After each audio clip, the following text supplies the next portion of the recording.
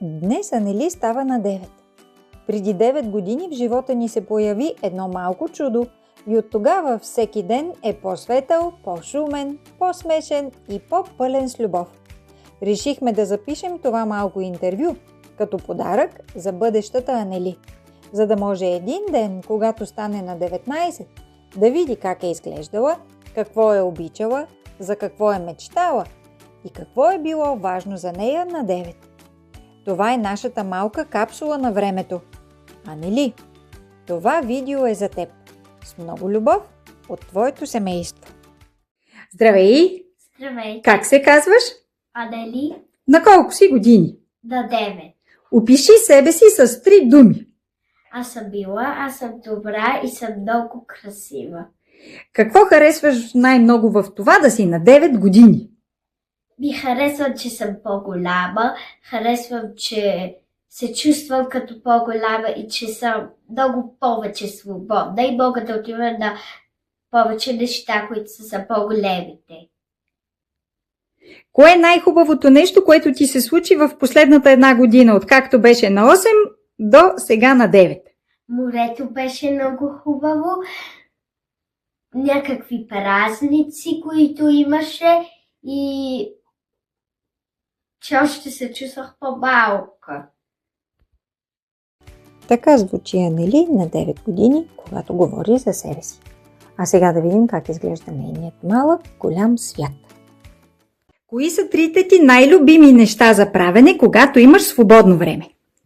Да гледам детско, да карам колела, когато е слънчево и е топло и да си бъда вкъщи да си почивам. Ако можеше да си измислиш свой собствен предмет в училище, какъв щеше да бъде той и какво щяхте да учите в него?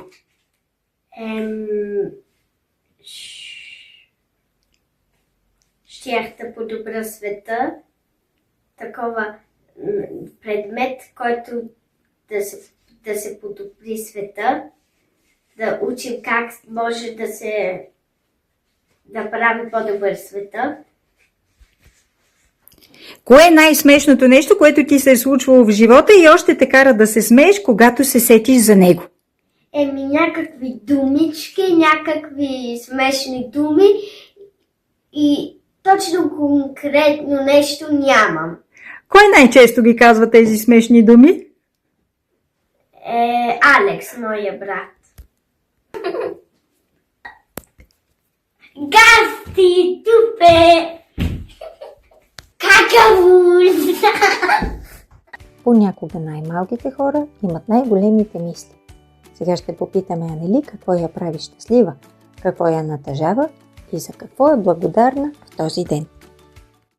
Кое те прави наистина щастлива? Дай ми няколко примера. Най-щастлива ме прави, когато всички са здрави, когато всички са мили и не се карат с мен. Нещо друго, което те прави щастлива? Щастлива ме правят хубавите празници с семейството ми. Прави ме щастлива, че имам семейство и че имам богата храна на масата.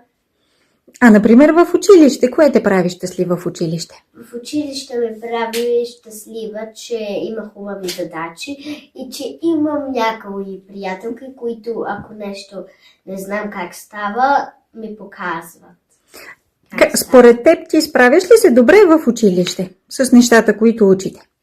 Според мен се справям добре, да, и го мога добре. Кое ти е любимото нещо за правене или любимия предмет? Любимият ми предмет е математика, английски и още МНГ. Можеш ли да ми кажеш нещо на английски? Hello, my name is Aneli. I live in Switzerland. I speak German. Кое те натъжава или ядосва? Ядосваме, когато приятелките ми правят неща, които аз не искам, например ме дърпат или се карат с мен, или ми казват неща, които аз не искам да правя, а мен накарват да ги правя. По принцип ме ядосва почти най-много всичко с приятелките. Как те кара да се чувстваш това, когато те не се държат добре с теб? Има причини, аз повече тогава се чувствам тъжна, но сега, когато казах от тебе, че имам караница с най-добрата си приятелка, повече се чувствам ядосана. А как се справяш с негативните чувства? Когато нещо те ядосва, какво ти помага да се справиш с тези емоции? Помага ми семейството, помага ми брат ми, помага ми мама, помага ми тати, помагат ми всички, които могат с нещо да ми помогнат. Какво според теб означава да бъдеш добър човек? Означава да бъда добра, да дели човек, да бъде справедлив и ако някой наистина обича, да му подарява неща. Има ли нещо, от което се страхуваш?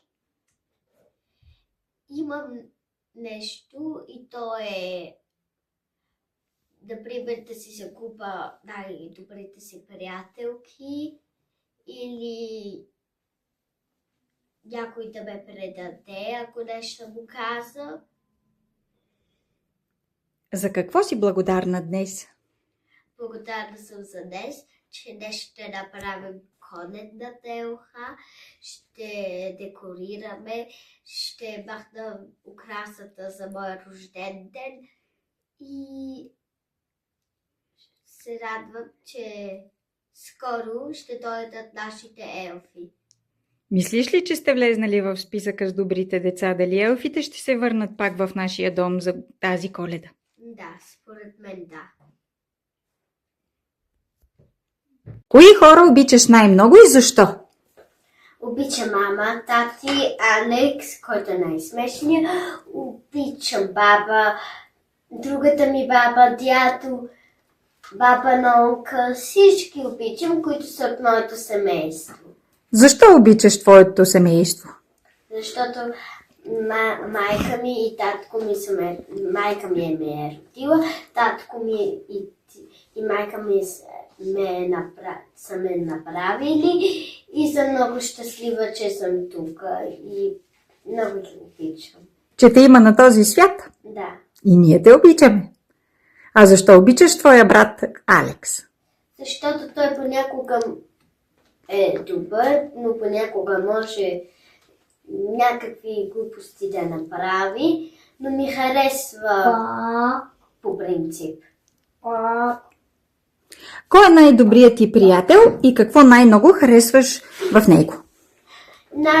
Аз имам най-добра приятелка.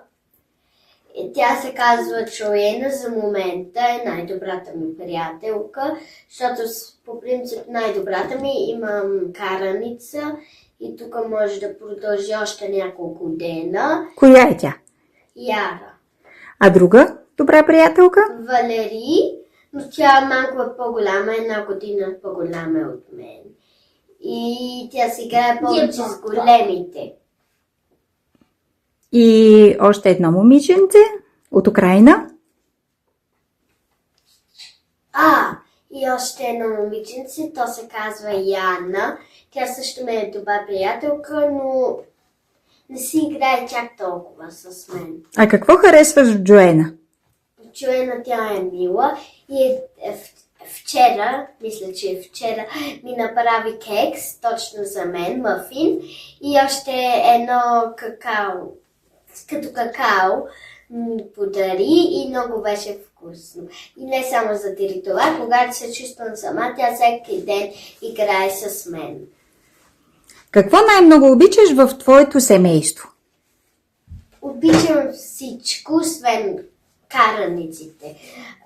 Обичам моето семейство, защото то е мило и е много добро. А има ли нещо специално, което правите всички заедно? С Кой точно? С мама или с тате, с семейството. Нещо специално е Коледа, когато го правим заедно. И празниците, всичко, което прави заедно, на мен ми харесва.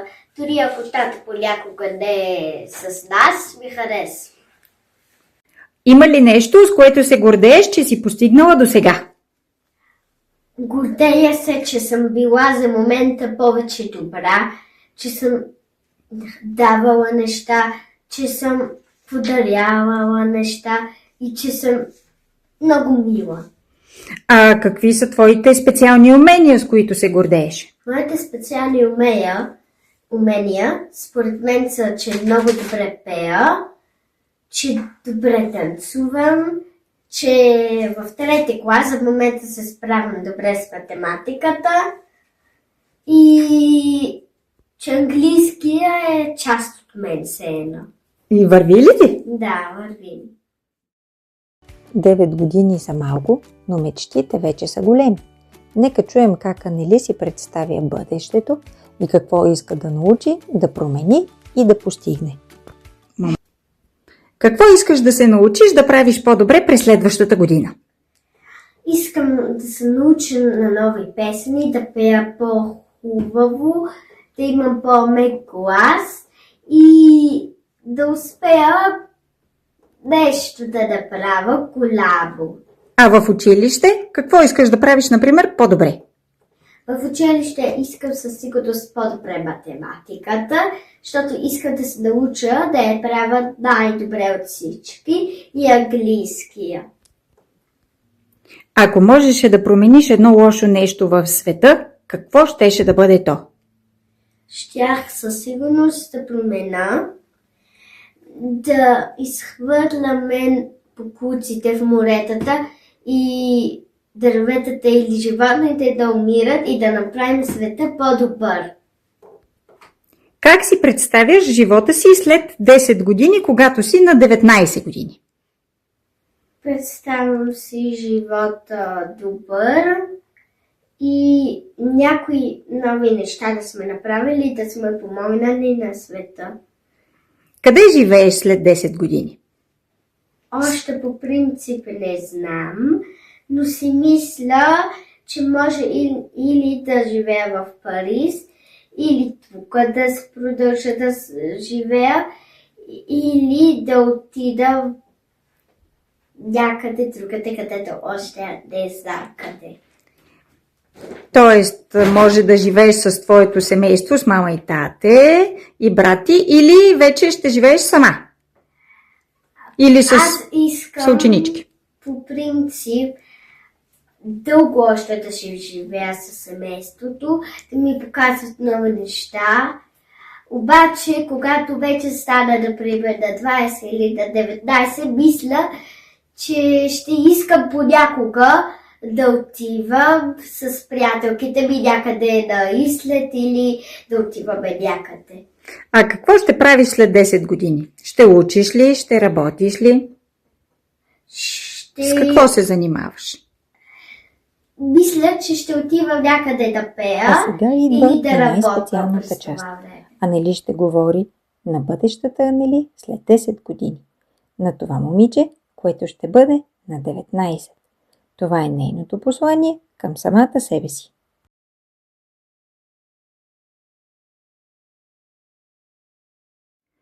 Ако можеше да говориш с бъдещето си аз, когато си на 19 години, какво би се попитала? Бих се попитала дали съм мила, дали имам приятели, дали света се е променил, дали съм можела да пея по-добре, дали съм челунала момче, дали съм намерила любовта, дали съм си намерила работа, дали света нали се е променил, дали съм направила добри неща със света. Ако трябва да оставиш едно послание към себе си, когато си на 19 години, какво щеше да си кажеш от сърце? Анели, ти си много добра. Ти ще бъдеш винаги най-добрата на света. Ще си много мила, ще имаш чудесно семейство и ще имаш чудесен мъж. Искам да ти кажа, че ти ще бъдеш много талантлива, ще пееш добре, ще имаш много добра работа и ще бъдеш винаги много добра с всички. Анели, не забравяй, ако не си пожелаеш фея да играеш, избъднеш 2-3 чудеса, направиш малко по-добър света, усмихнеш някой натъжен, прегърнеш слаб и уморен, филмът няма да е фантастичен, а по-човешки реалистичен и няма да е с възраст забранена, ще пише ход свободен, прожекцията разрешена. Сега от теб зависи да решиш, ще гледаш или ще твориш. Живота спешно се нуждае от някой, който иска фея да играе. Анели, когато един ден гледаш това видео, искаме да знаеш нещо просто и много важно. Ти беше невероятно дете на 9. Смела, любопитна, чувствителна и пълна с мечти.